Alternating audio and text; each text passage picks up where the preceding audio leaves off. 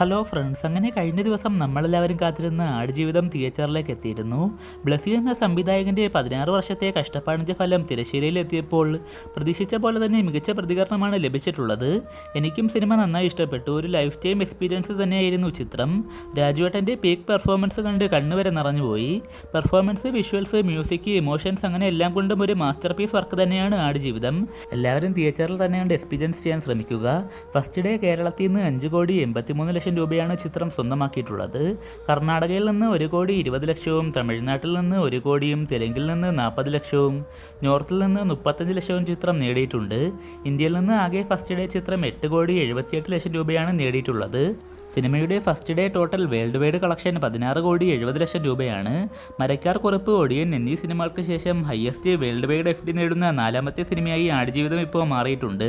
പൃഥ്വിരാജിൻ്റെ കരിയറിലെ തന്നെ ഏറ്റവും ഹയസ്റ്റ് FD നേടുന്ന സിനിമയും ആടുജീവിതമാണ്. 2ാം ദിവസമായ വെള്ളിയാഴ്ചയും മികച്ച ബുക്കിംഗ് ആയിരുന്നു കാണാൻ സാധിച്ചത്. അതുപോലെ ശനിയും ഞായറും റെക്കോർഡ് കളക്ഷൻ തന്നെ സിനിമയ്ക്ക് ലഭിക്കുമെന്നതിൽ സംശയമില്ല. അപ്പോൾ സിനിമയെക്കുറിച്ചുള്ള നിങ്ങളുടെ അഭിപ്രായങ്ങളൊക്കെ തീർച്ചയായും താഴെ പങ്കുവെക്കുക. കൂടുതൽ ബോക്സ് ഓഫീസ് അപ്ഡേറ്റുകൾക്കായിട്ട് ചാനൽ സബ്സ്ക്രൈബ് ചെയ്യുന്നവരും കൂടി പരിഗണിക്കുക.